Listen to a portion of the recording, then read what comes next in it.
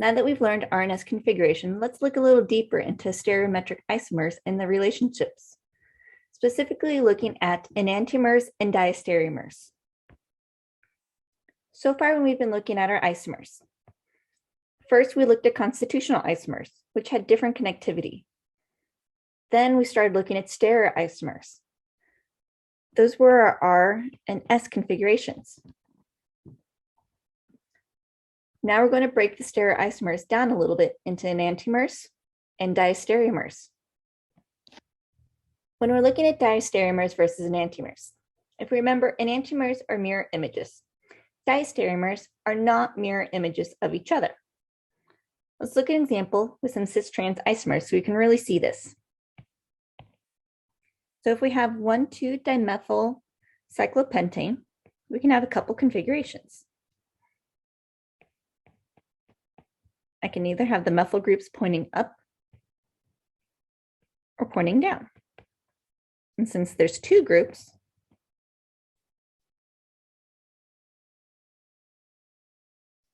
we can have these possible configurations.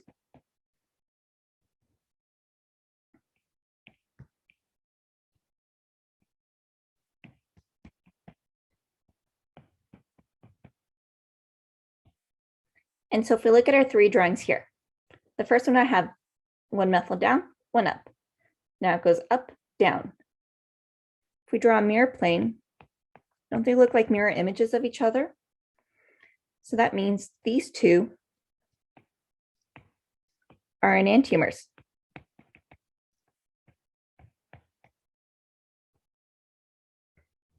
They're both trans enantiomers of each other. Now, if we look at the cis configuration, it's still a 1,2-dimethyl, but now they're both pointing down. It's cis versus a trans.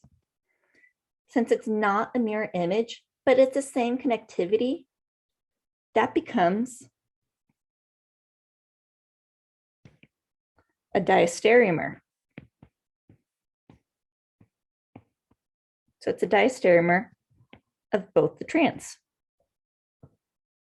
because it has that same connectivity, the same 1,2 connectivity, but instead of being on opposite sides of the ring, it's on the same side.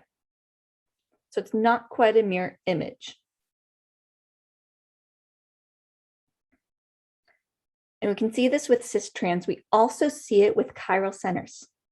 So we have to have at least 2 chiral centers to start getting diastereomers. So if we look at a compound,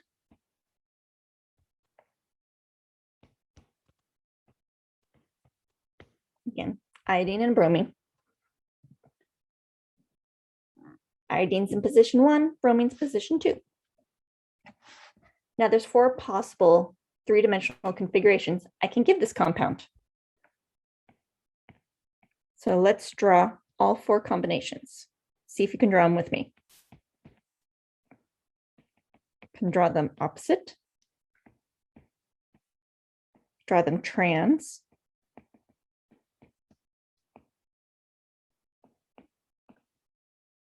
or we can draw 2 cis conformations.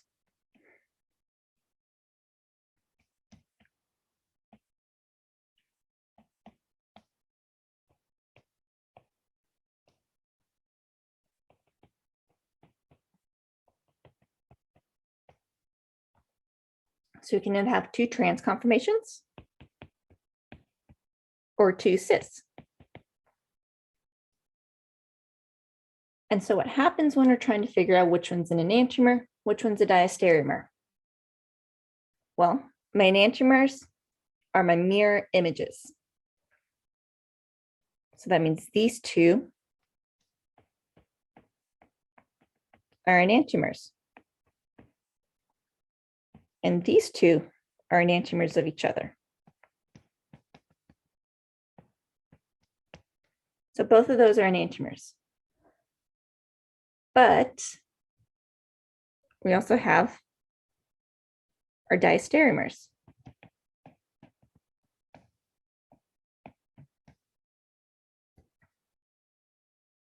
So what happens with the diastereomers? If we want to number these so we can kind of see it a little bit better. Number 1, 2, 3, 4. So if I look at number 1, its diastereomers are numbers 3 and 4. If I look at number 2, its diastereomers are 3 and 4.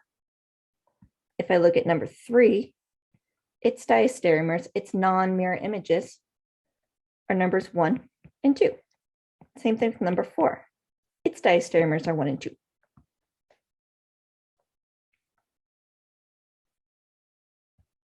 So when we're trying to figure out the diastereomers, to know we have the correct number, we can use a handy formula.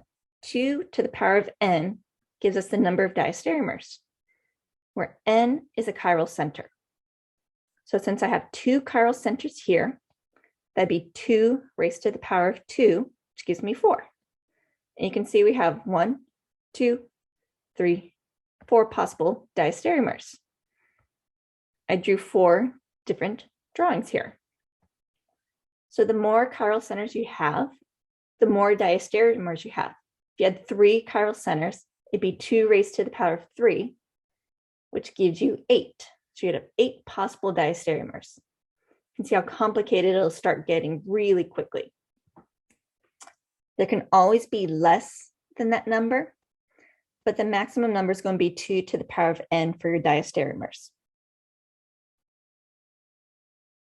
So now let's look at some symmetry and chirality. Any compound with only one chirality center will be chiral and have optical rotation. So optical rotation is your compound can bend polarized light. However, compounds with even numbers, 2, 4, and 6, may or may not be chiral. So if you have an even number of chirality centers, it may or may not be chiral. And so if we want to identify the chiral centers in our molecules below, we can see there's 1, 2 chiral centers. And again, 1, 2 chiral centers. They both have 2 chiral centers. But only 1 is considered a chiral molecule. If you remember before, I mentioned a mirror plane. If the molecule has a plane of symmetry or a mirror plane that runs through the molecule, it will be considered a chiral. Since half of the molecule looks like the other half, the optical activity cancels out. So if you can draw a mirror plane or a plane of symmetry through a molecule, and then this half can look just like that half, it's no longer considered a chiral molecule. Even though it has 2 chiral centers, it's no longer considered a chiral molecule. And so you can see for the trans, if we try to draw that same plane of symmetry, we're missing a methyl group down here. We're missing the methyl group up here. Here you can see the 2 methyls line up. So since we're missing those methyl groups, it does not have a plane of symmetry. So we don't draw that part. And so as I said before, these molecules that contain that plane of symmetry in them, they're called meso compounds.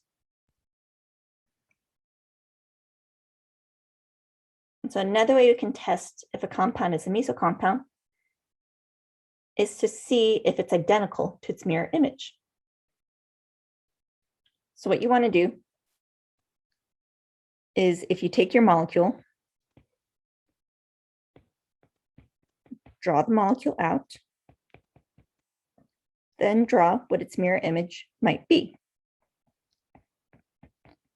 And if you just happen to draw the exact same molecule, like we did here for the cis configuration of our first example, we know there has to be a plane of symmetry that runs through it.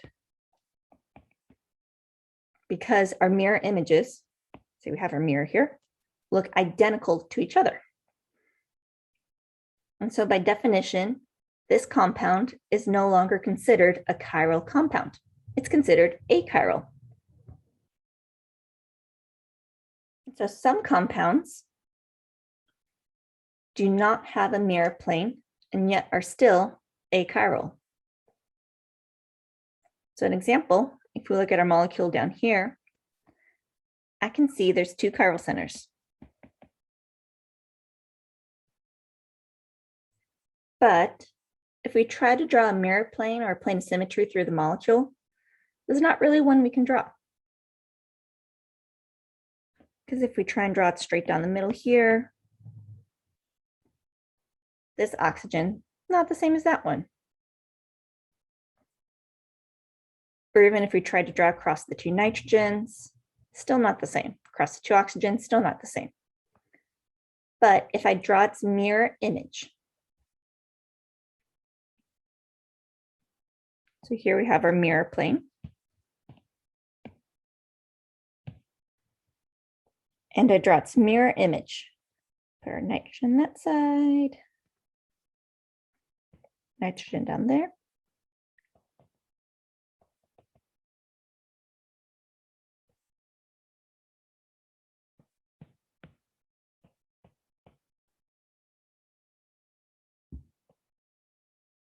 We have a molecule that looks kind of like that. Now, doesn't it look like I just took my molecule and flipped it? Or I just took this top side, flipped it to the bottom side? Don't they basically look like the exact same thing? So you can see that even though it doesn't have a plane of symmetry, it's identical to its mirror image, which means it's not chiral.